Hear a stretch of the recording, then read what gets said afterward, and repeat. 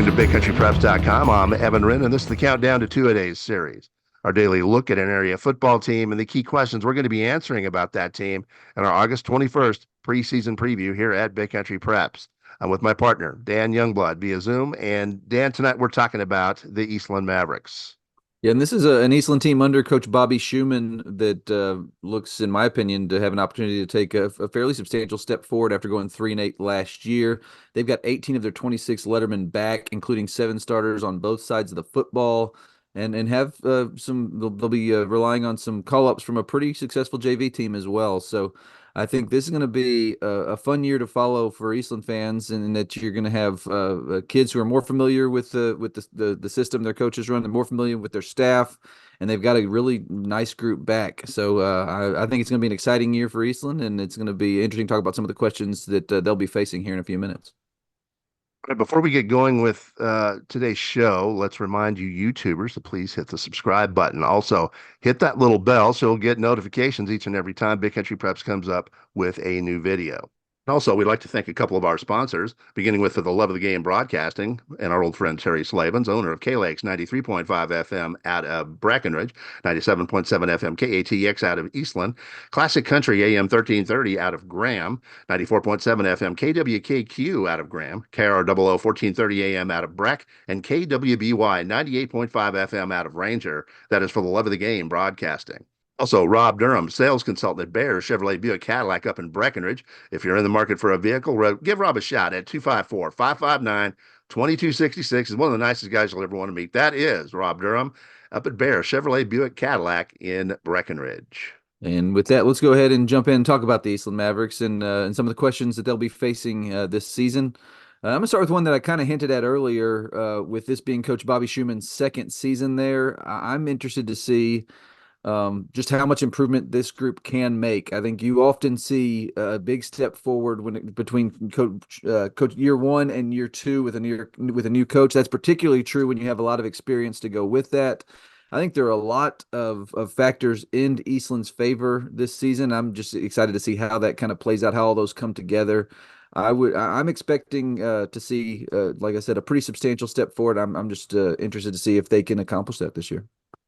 They'll take a step forward if a rebuilt offensive and rebuilt defensive line both perform. That's going to be a big question for Eastland this year. They're going to be youthful up front. So if they can get the job done, carry out their assignments, not make a whole bunch of mistakes and bog things down, get a push up front, etc. Yes, I agree with you. A step forward. But I think those are two big keys for them. Yeah, I think it's true. They are going to definitely have some youth up front. I do like their skill group, though, particularly on offense. I think they've got some kids who can really make plays, and I'm eager to see how that plays out. The last question I have, and one of the bigger ones, is to see what they can do in terms of improving their play on the defensive side of the football. Last year, that was kind of an area of struggle. Granted, they played a murderous schedule, so you expect to give up points when you're playing some of the teams they did, but they allowed over 32 points per game last year. I think if they want to accomplish the goals they have for this year, that number is going to have to improve. But with 7 starters back on that side of the ball, I would expect it to. I'm just interested to see kind of how much that defense can improve. Because if it can take a step forward, if those linemen, like you said, can carry out their assignments, I think it could be a really fun year for Eastland this year. Could be.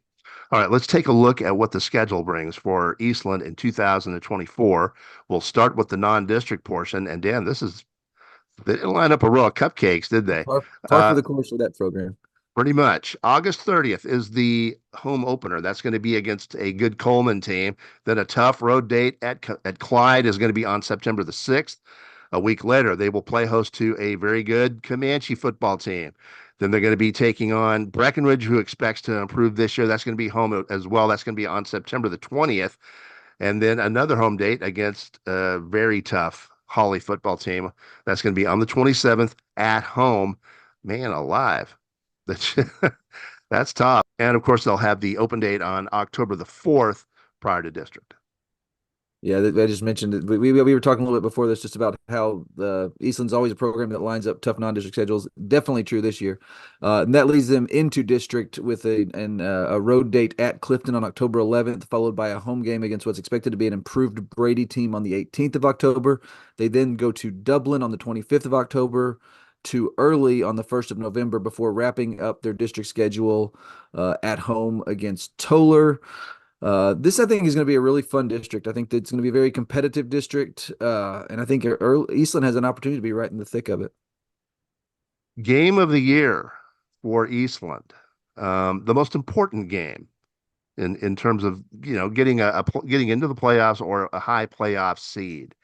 How do you see it? There's one that I'm keeping an eye on that I think is going to be very important for the Mavs. What do you think? I would probably put the game of the year for me at that October 18th game at home against Brady. I think Brady's going to be a lot better this year, and I think they have a chance to compete maybe for that 2 seed. And if Eastland, the thing about that game, I think, is if Eastland can win that, I think they have an opportunity to potentially go into that Tolar game playing for a district championship. So I think this is going to that Brady game, I think, is going to kind of set expectations for the rest of the district schedule. I don't disagree. They only have two home games in district, and three of their first four games in district are road dates. That's the only game they've got at home in their first four district games. So it's going to be important to win that one. But also, I think another tough game, but an important game, and it's a winnable game. It's winnable for Eastland. Is that road date at early? That's going to be on November the 1st. So you talk about games that get you into the playoffs and can get you a higher seed.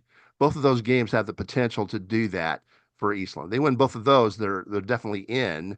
But if they win both of those, they're definitely going to get at least a middle playoff Mm. seed. Yeah, I think this district's really interesting. I think Tolar, which played for a state championship at the 2AD1 level last year, would be my pick as the favorite in that district.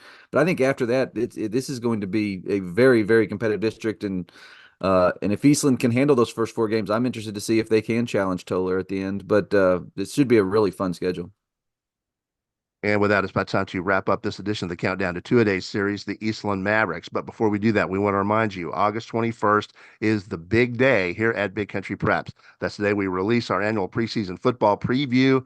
It's the most comprehensive look at area football that you're going to get from any media source. We'll have stats, we'll have standings, we'll have previews for every team. Every 11-man team will have statistics, we'll have features, we'll have opinion pieces, we'll have a ton of photos, a bunch of videos. It's a very comprehensive look. Don't miss the fun. That's going to be August the 21st. And this year, that preview will be even larger as we are adding 5 new schools to the coverage area. We've got Mineral Wells, Glen Rose, Graham, Tolar, and Miles added to the mix. We're super excited to be covering those schools. We hope y'all are excited to follow our coverage of those schools throughout the school year. In the meantime, thank you for joining us for this episode of our Countdown to Two-A-Days series. And make sure you come back tomorrow when we talk about the Tolar Rattlers here at BigCountryPreps.com.